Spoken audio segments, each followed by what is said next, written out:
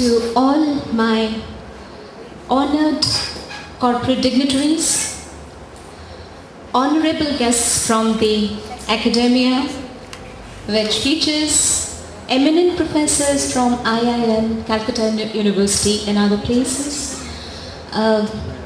people from the creative world and media, my dear colleagues, and my mother, and my dearest students. I'm really proud to stand here and address you and share with you my self-proclaimed philosophy: don't survive, live. Carry on with its stream with smooth strokes. I'm sure you would agree with me on this point, that life never tolerates stagnation. And beyond a certain age, beyond attaining a certain level in life, it's bigger than us. Our pride gets bigger than us. We get into the syndrome of what we call know-it-all. Life, very, very important. Work-life balance. Depression and melancholia. We normally try to evade it, avoid it, negate it. But it is a known fact, particularly if you share your thoughts with a clinical psychologist. There are some very, very important areas like career counseling sessions. Okay, where is my career growing? Where is my career going? Am I stagnating? Am I progressing? So detailed psychometric mapping again. Absolutely linked, one's profession should be linked with one's personality. You would see people who have really prospered in life, who have gone places, they would have always loved what they are doing. They have loved what they are doing. You talk about a scientist, you talk about an artist, you talk about an academician, you talk about a business tycoon. People who have really, really gone places in life, their personality and their job, their work, there is an absolute match. Okay? So we would try to see where the match is, where the mismatch is. Detailed psychometric mapping, counseling sessions, person-environment fit, person-job fit.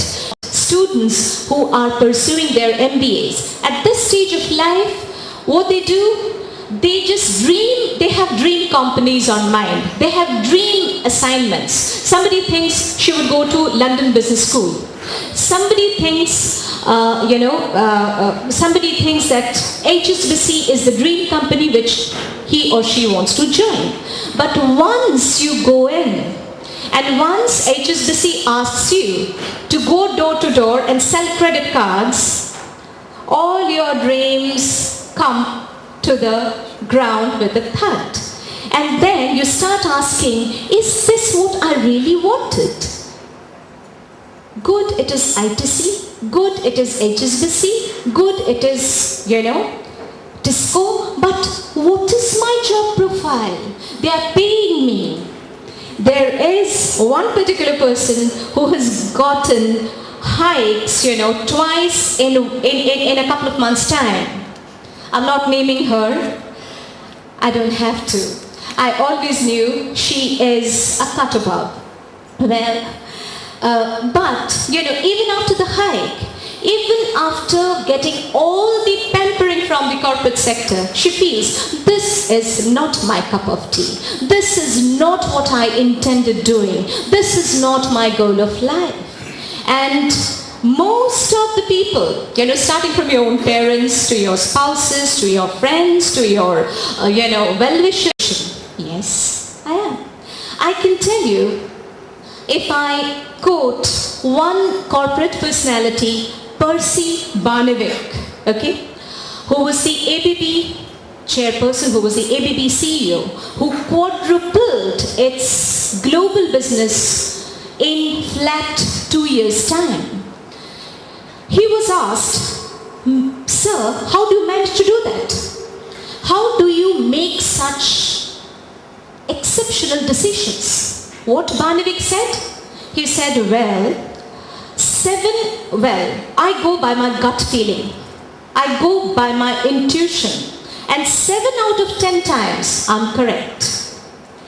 Very, very difficult category of people and very, very coveted all the same. Now, being a computer scientist, definitely you go by logic. And logic and algorithm should be the last word for you. But look at one who has actually headed such a huge operation. He says that 7 out of 10 times I'm correct, which entails 3 out of 10 times I'm incorrect. And I go by my gut feeling, which means I read it as, I go by my conviction. I go by my own thoughts.